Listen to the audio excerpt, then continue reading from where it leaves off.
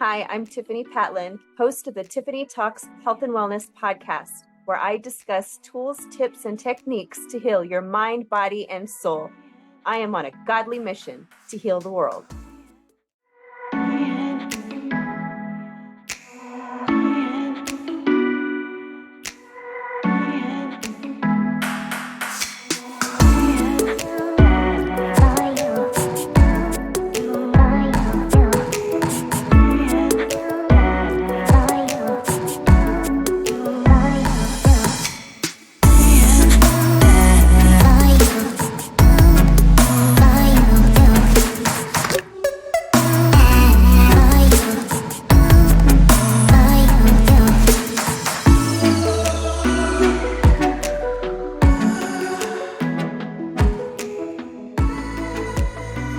Thanks, everybody, for joining us today on the Tiffany Talks Health and Wellness podcast. Today, I have Krystal home with us, and she is a Feng Shui Master, interior designer, and clutter expert who helps soul-driven entrepreneurs transform their relationship with their space.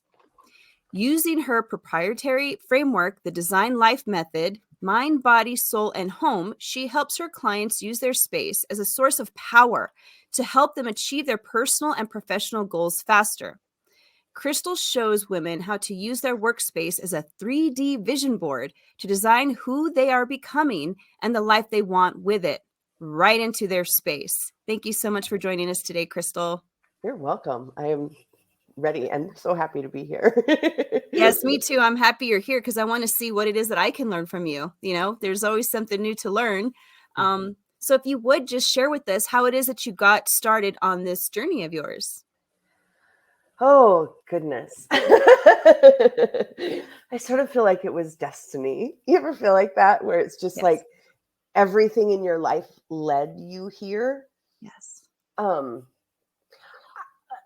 Even from the time I was like a little girl, I had sort of this vision, right, for what I wanted my life to be when I grew. I think we all do, right? Have this like vision of what you want your life to be. And I grew up in a really abusive home. I grew up, my parents are, my whole family really is very holier than thou religious zealots. and they have this rigid ideology about women, and about their role in the world.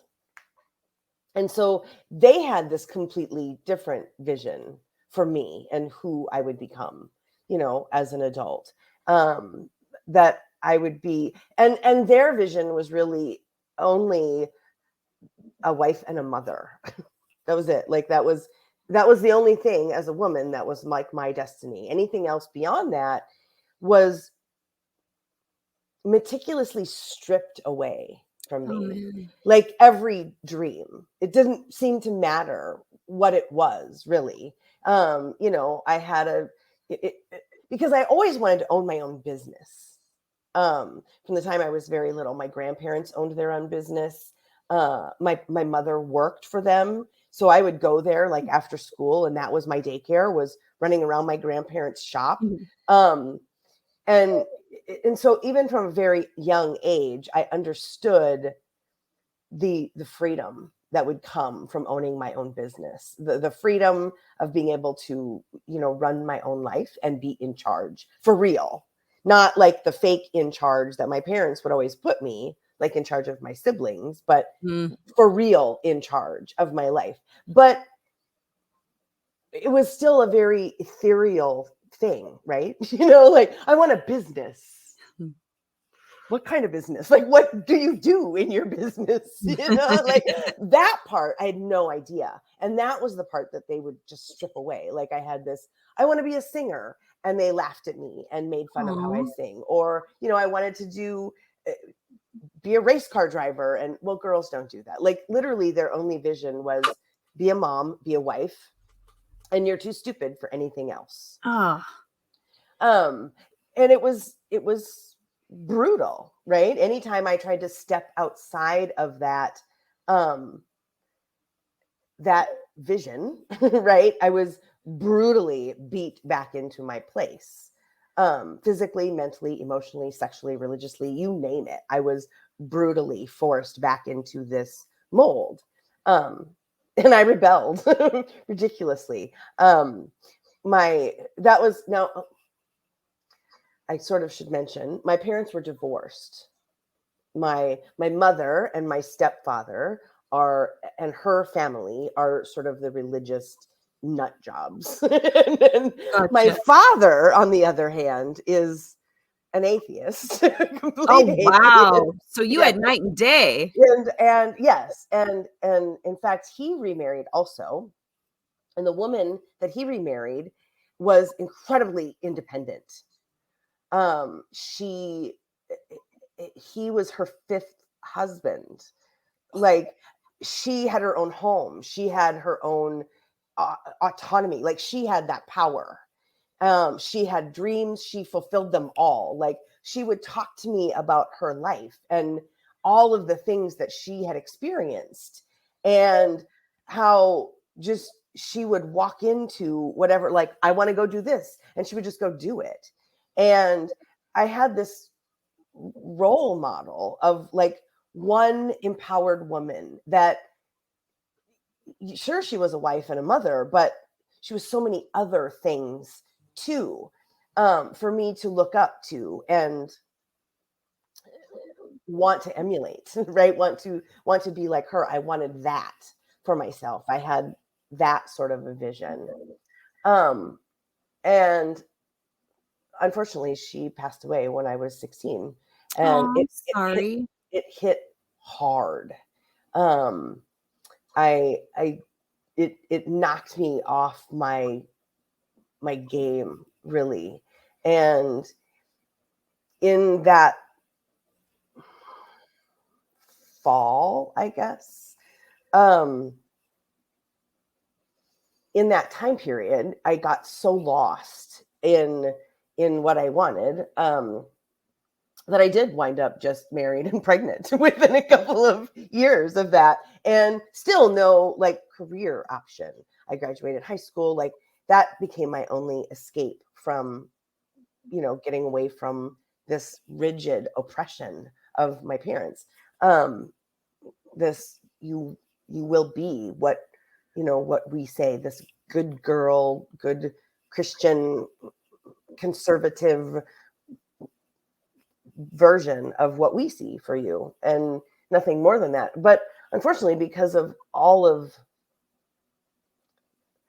everything else that I had taken in, all the beliefs that I had taken in about myself being stupid and unwanted and unlovable and everything, I wound up in one sort of abusive relationship after another, Mm. for a long time. Can I ask you something?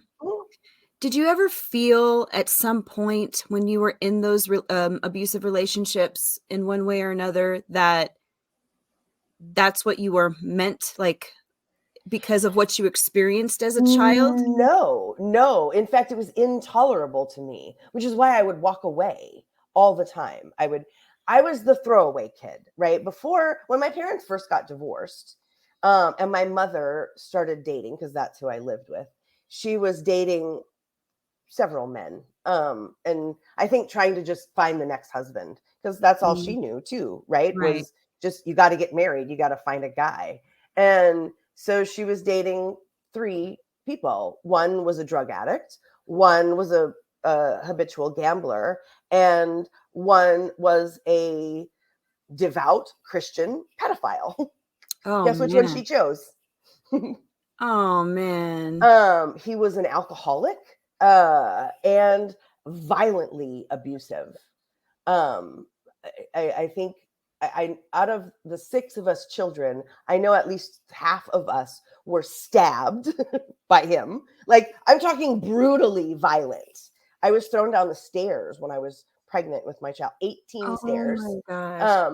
When I told, that was their response to me getting pregnant, was to throw me down the stairs. Like, they don't believe in abortion, but if you miscarry, that's something different. You know what I mean? Like, Oh, it's that sort of ideology of, no, you will conform and you will fit into this box.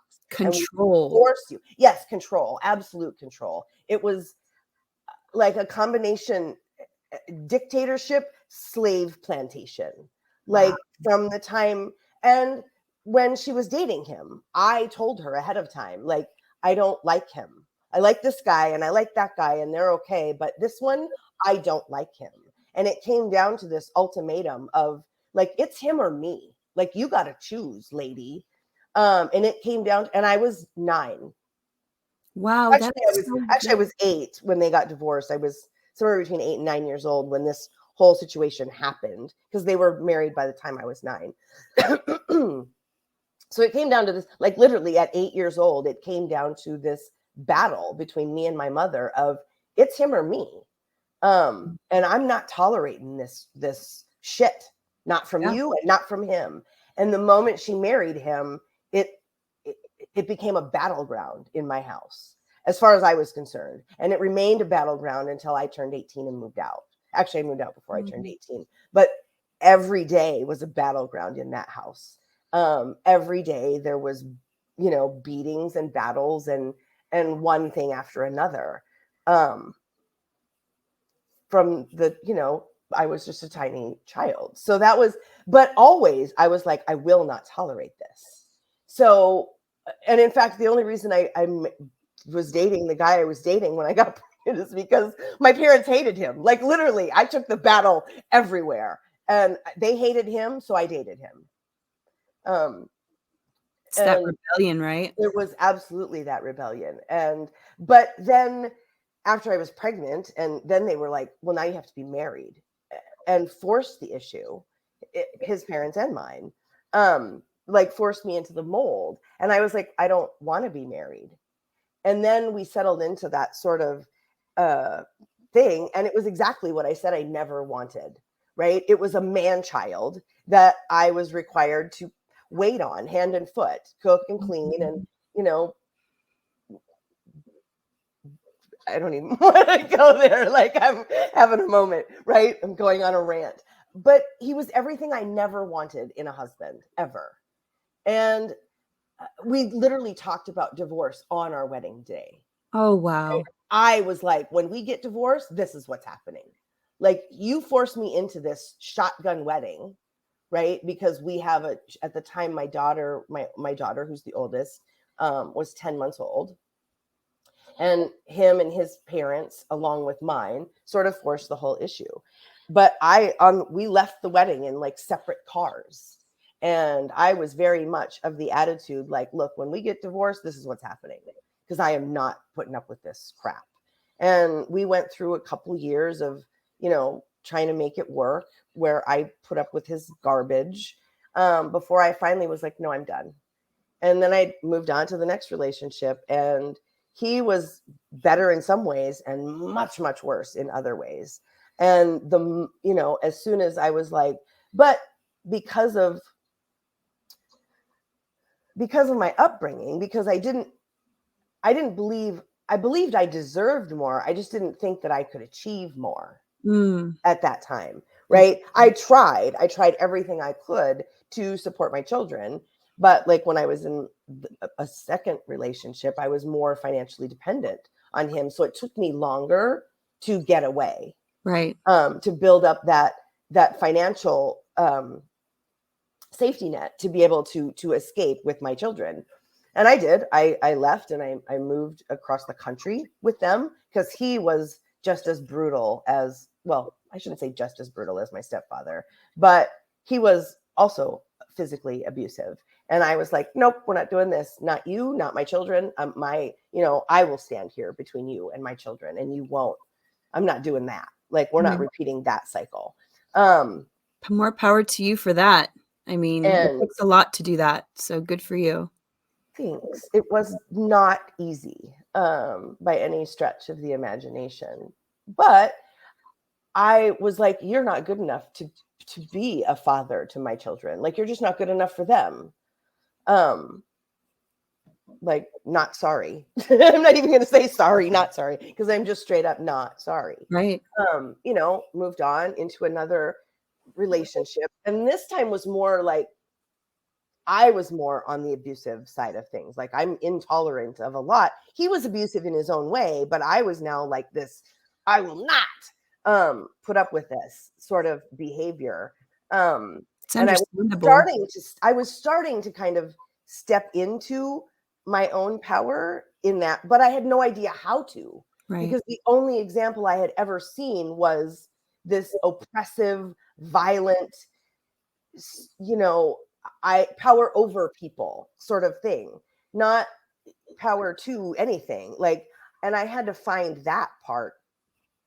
But I finally found myself at this stage in my life where I was just miserably unhappy. I had I tried several different businesses.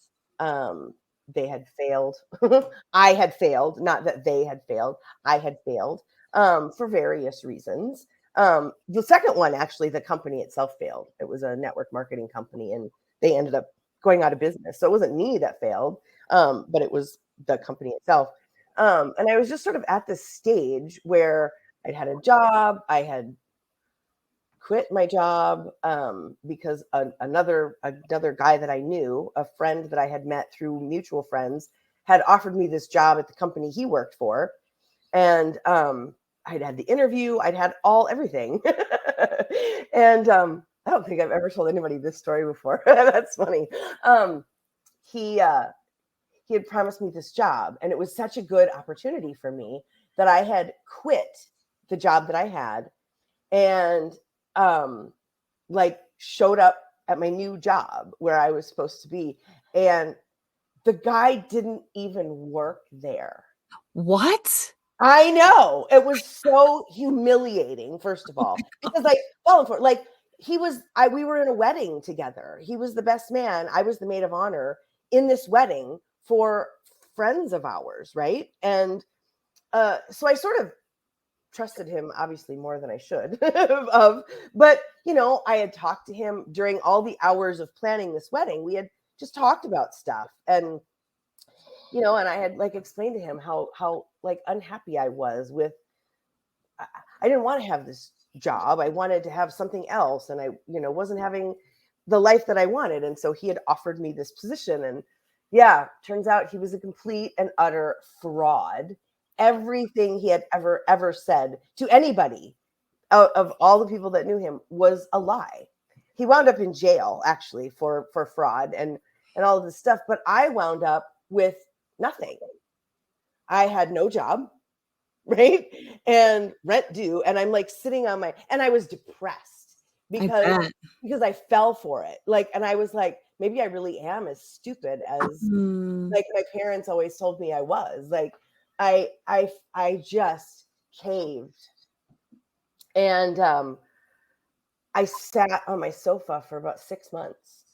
Probably in the same sweats. Like, I didn't even change my clothes. I just sat there, and I'm dating myself a little bit, but this was back in the day when the interior design shows started to be so popular, and they would be on all the time. And I would just sit there for hours all day long, just watching these interior design shows. I love them too.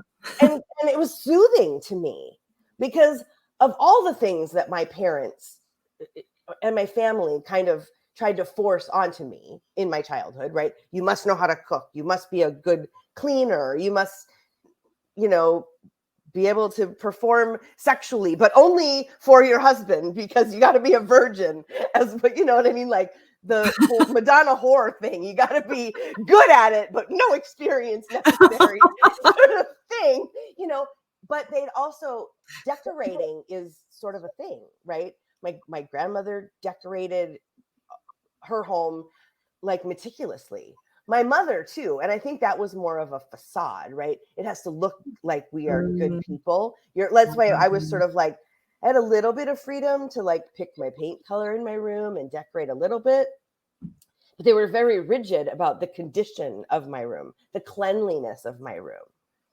And I sort of felt like, well, I need a space where I can be me. Like, I need a space that's mine. And decorating was one of the things that I'd always done, right? played with my Barbie dream house. I rearranged my room all the time. Like my sister and I would switch our beds around, and like that was my one place that I had this tiny little bit of control, even though it was my parents would routinely come in and Right. ransack the place and do like prison searches for Oh, man. for what's the word that I want? Oh, I can't think of it. The stuff you're not allowed to have. Contraband? Contraband, right? That my parents would come searching for like contraband in our room religiously, and they Wow. found stuff all the time. Like when I was 11, I'd written my first book. Oh, wow. And it was my mother called it porn. But it was, and then she tried to say, obviously I'm being molested, and it must be my father, like my biological father, not the stepfather who I told her is, a monster. She literally she found the book that I wrote about it and shamed me for it and was like, but yeah, they religiously would ransack like a police department coming through to, just strip the room. And then it was, keep it clean, keep it clean. So decorating was sort of in my blood, Right. that whole thing. But as I sat there, and so those shows would be so soothing to me. And finally, Was it inspiring as well? I feel like you were inspired by that it somehow. kind of was at the end of this sort of 6-month period. And like I said, I've never told this story before, so I don't even know what like tripped the whole thing. But I was like, obviously I have to go back to work. I have to get a job. I have to do something because I have children to support. My ex-husband didn't pay child support like ever. In fact, he terminated his rights to my kids and walked away, just nothing. But I had to have a job. And so I was like, after 6 months of watching these shows, I was sort of like, light bulb went on. What if I got a job as an interior designer? I could do this. I'm good at this. My friends have been asking me for years to help them decorate. Like my house is maybe not a showroom, but it's got some pretty cool decorative items. Like it's my jam. And I was like, I could do that. And I started calling different design firms in Denver, which is where I lived at the time. And every one of them was like, you have to have a degree. And I didn't even know that was a thing up until that moment. Like my parents had told me always I was too stupid for college. And I went to school to become a hairdresser. I went to school to become a travel agent, but I never like thought college was for me. And I didn't know that was a job that you could have, like really, until like that had this light bulb moment. And when they told me like you have to have a degree, I was like, all right. And I went to college. I'm like, all right, I am going to school for this. I am so unhappy. I need something that would make me be happy. Yes. And so I did. I went back to school and to become an interior designer. And it was when I was in college that I sort of discovered Feng Shui. I'd heard about it. I knew it was related to your home and your energy. And the one thing that my stepmom had taught me was about energy, right? That was another thing that she had taught me. And I had spent my whole life kind of researching that subject matter. And so in psychology class, I had to write this report. And that was the topic that I chose to write it on. And I was hooked, like from day one. I turned in the paper, I got an A, and had still no idea of like, how does this work? Like, I don't quite understand it. I need to hands-on, like Right. I need to get my hands in it and get dirty with it.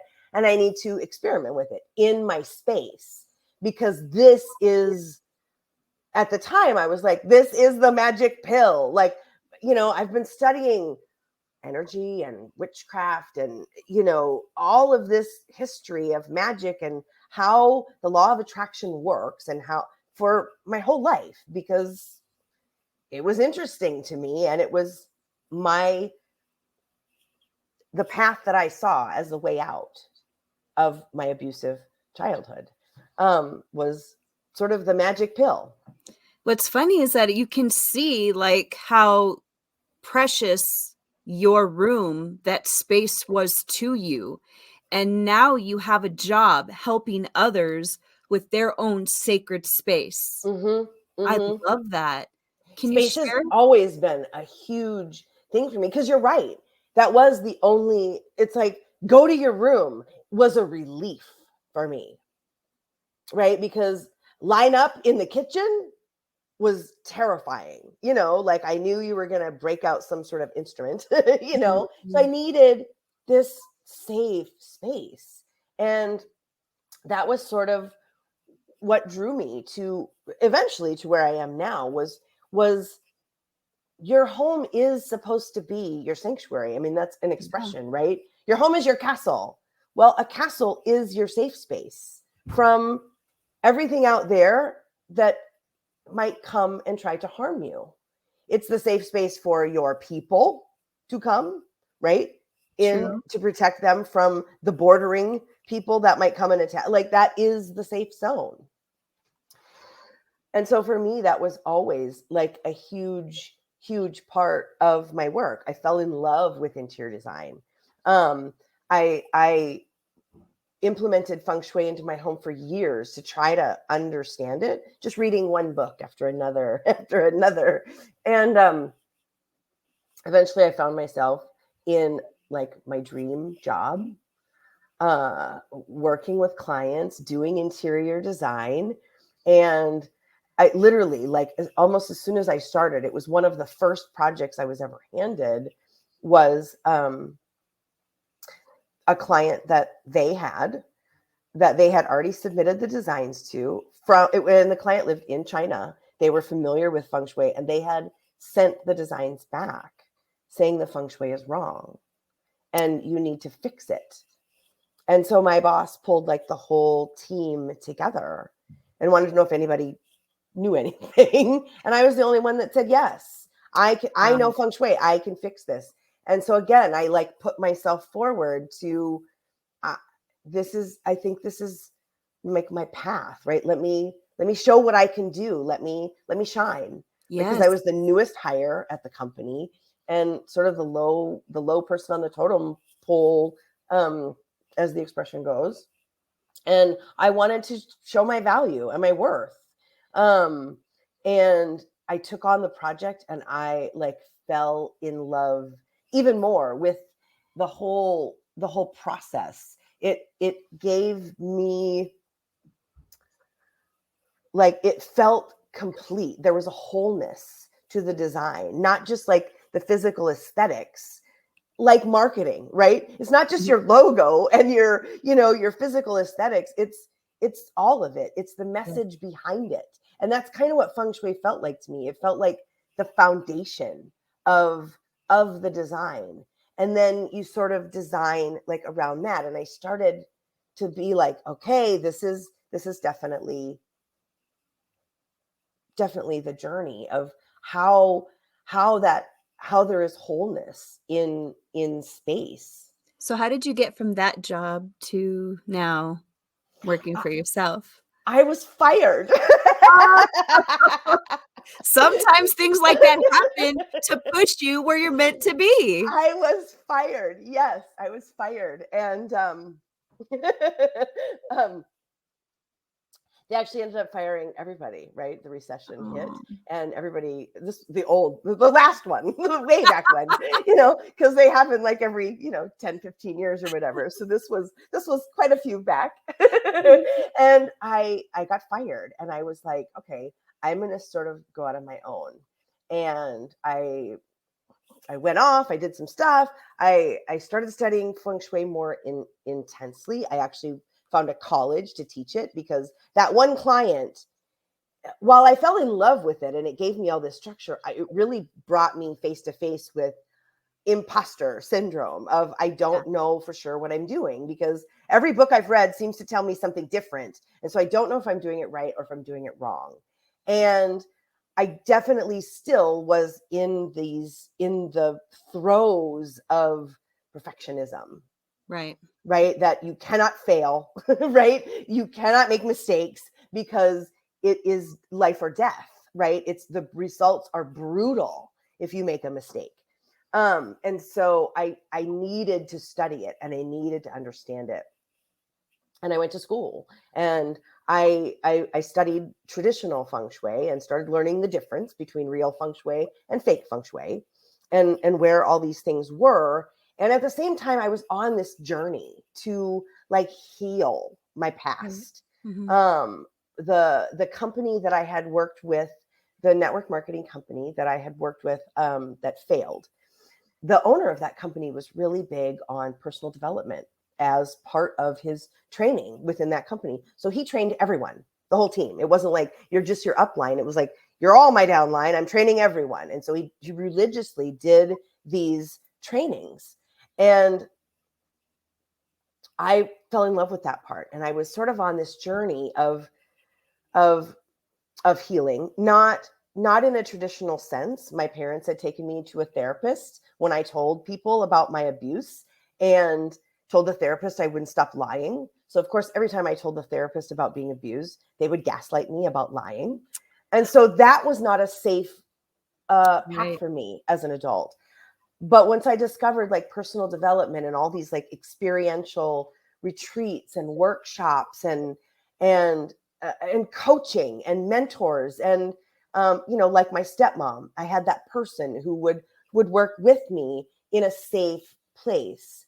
And so while I was on this journey and studying like traditional Feng Shui, I found myself in this like coaching program for a whole year with 50 other women, or 49 other women, because there was me and there was 50 of us total.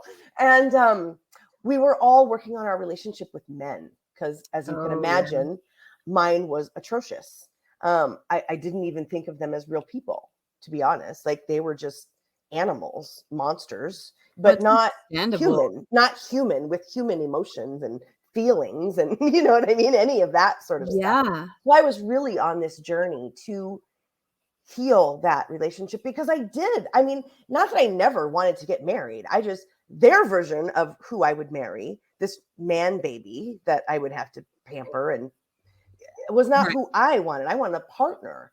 But I understood, I had reached this point where I was like, it's about me. Like I need to work on me to attract a partner of this type of level. And I was in this program with all these women and I'm like, let's do the Feng Shui to help you guys, like with the finding love. Like I did it on my house, but I need a bigger data pool so that I can know that I'm doing it right. Like I need this practice of doing it right, because I've been all these years of doing it wrong or maybe right, that I wanted this sort of practice for to help them. Yeah, more experience to know that I actually was doing it properly and the right way. And like half of them, more than half of them said yes. And so I took on all these clients and just to do the Feng Shui. And I did all of the, the design work for them. And because they lived all over the world. So it wasn't like I was doing design. It was really just like looking at their space and telling them how to rearrange things to get the energy flowing, to draw that in. And they would talk to me about stuff. And it was like all this coaching that I ended up doing around where they were stuck and how it was showing up in their space. And like and it was sort of like this very natural thing where I could speak from my own lived experience. Yes. And I could speak from all this knowledge that I had over a lifetime of studying the oppression of women and abuse and how all of these things happen, as well as energy and how that works and how it transforms not just space, but people and all. And so I was just like doing this natural sort of coaching, but it sort of transformed how I worked with them as clients. I can see that. That's something that I'm noticing about you is like, as you're talking about all this stuff, even before you said that, I was like, so not only can you, Krystal, help women with their feng shui, their interior design, but I was already thinking in my head, she can actually help other women with anything that they're dealing with because of all the stuff that you've experienced, everything that you just said. Like I picked up on that. And I'm so glad that you're saying that, because everybody out there that's listening, you're not just going to get Feng Shui with Krystal. You're going to get more than that. I mean, you even say the Designed Life methods, the mind, body, and soul, you touch all parts in every way, and the home. That is Yeah. amazing. I just love this so much. That's where I And took on the title of clutter expert, because that mm, was one I didn't want to claim for a long time. In the very beginning, when I was first starting to, like, after this stage, right, where I had worked with, and they all started having this amazing results with in their relationships, and they started these new relationships, and I was like, okay, like I got something going here. working. Yeah, I got something going, and I moved. I moved overseas because of time difference and stuff. And I was like, I'm gonna hire a coach. I'm gonna like really truly make a business out of this. Like, I think I can make a go of this. I had sort of this business where I was doing interior design for people. And then I sort of had this over here, which was like feng shui and coaching, right? Which was this whole other thing. And I was like, I need to, how do I like combine them? Right. And I hired this woman to teach me business and marketing and branding and how to tell people like I can help you. Like how do I make it a business? Because finding clients was the hard part, right? At that point, like once I was done with those people, then it was sort of like, oh, well, now what? Like it was great that I had a whole pool of all these people to offer stuff to, but how do you turn that around? And she called me out of the blue and was like, you're an interior designer, right? Will you help me with my office? And I'm like, yes, but only if you let me do the feng shui of the space too. Like I will only do it this way. I'm not doing either or anymore. I'm combining it all. And like this is the skills that I'm bringing to the table. And she was like 100% yes, like so enthusiastic that I just sort of threw that out there. Like, this is what we're doing. This is my offer. And her business, like, woof, through the roof after Wow. that. And I was in her program, right? And so the coaching, and they're like, talk about these things. And I'm like, I don't want to be known as the declutter person or the cluttering person. Like I shied away from that so much because clutter is about trauma. And I was still So in that true. sort of process. And then I got hurt, right? My business was sort of new and tiny and small. And I was like nurturing the flames, but I still had a full-time job, right? Oh, you were Because doing both? I was doing both, right? I still had a full-time job to pay the bills Right. because my business was still so small and I didn't have as many like paying clients coming in. When I first started, like so many people, I offered my services to free to people to be like, be my guinea pig, let me practice with you. And then as I started offering paying clients, it was not as many. People don't pay, a lot of people will come in for free. They won't all do the work, but it's fewer and I wasn't making enough yet. So I still had this full-time job and I hurt myself at work severely. I tore a tendon in my groin and I wasn't able to walk anymore. Well, I still walked because I didn't think it was a big deal, right? I'd been through worse. I can tolerate so much pain, right? I had this, and I had always been that person, right? I go to work on my deathbed because that was what was drilled into me as a child was you're not allowed like sick days or time off or anything. Like you had to have a fever and the school had to send you home. Like I can remember staying home with chickenpox and strep throat, and that's it as a child. Like there wasn't like, I don't feel good. I'm like, no, you go no matter what. There was never a break. And so I did that. I had done it like my whole life, right? Go to work, go to work, go to work because I got to pay the bills. I got to be and I didn't see it, that it was still being carried through until this point where when I injured myself, like I felt the pop happen. I even heard the pop happen, but I chalked it up to, it's probably not a big deal, right? It's no big thing.